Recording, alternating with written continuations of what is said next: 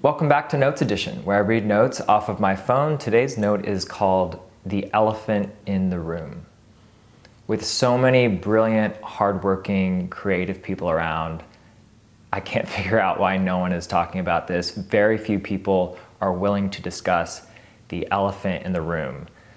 Dollars are made out of paper, and we go to work for paper dollars. Why is that? How did that become a thing? Over the past 10 years, I couldn't get my mind off this. I couldn't quite figure it out. Why would I be willing to work this hard for a piece of paper with some numbers printed on it?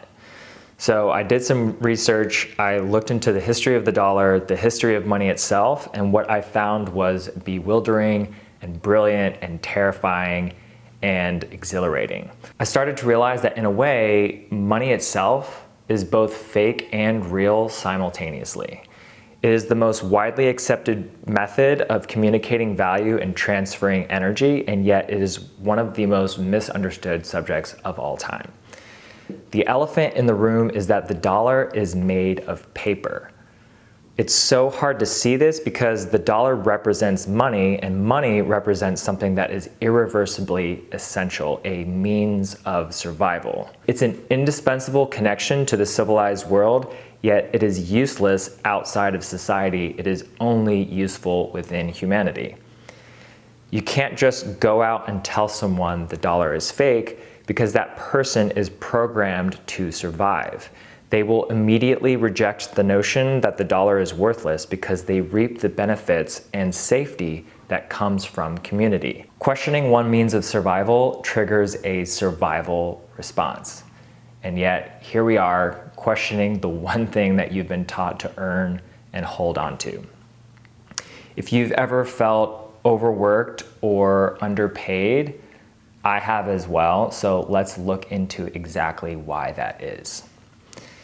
We can think of money as a complex form of language because if you try to use paper with animals, the money loses its power. It's lost in translation. Money is a tool for survival that only humans know how to use.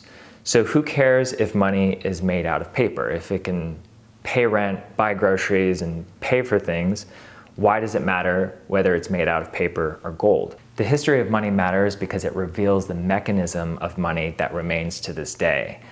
Before paper, people used to use gold and silver coins to trade because they were scarce, portable, useful materials that had evolved to represent the effort it takes to mine and mint. And occasionally, these materials had industrial use cases besides being hard money. But as the network of people willing to accept metal as money grew, the industrial intrinsic use cases eventually became overshadowed by the use case of facilitating seamless exchanges. Enter paper money.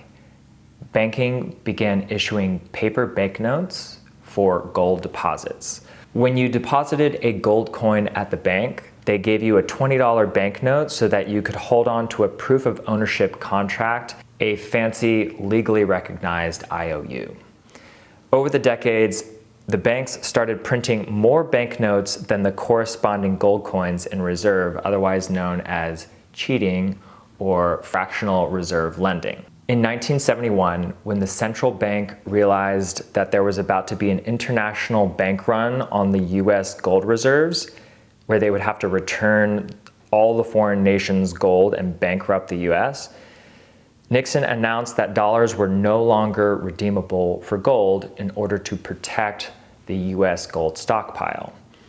People were so used to using the paper dollar system between each other to exchange goods and services that they just went along with it, and the central bank got to keep all the gold. Gold was hard-earned money. Paper was easily printed currency.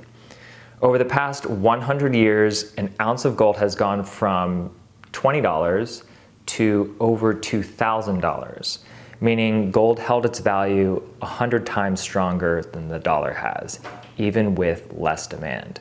I know zero people who demand to be paid for their time in gold coins. And yet, gold outperforms the dollar for value because no one is able to print gold to quickly increase the supply. You have to work for it.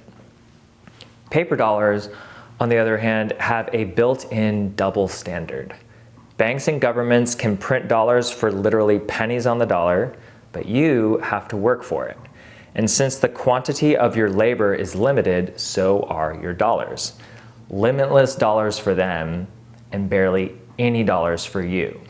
They print, you work. So what are you going to do about the elephant in the room? And that's today's note.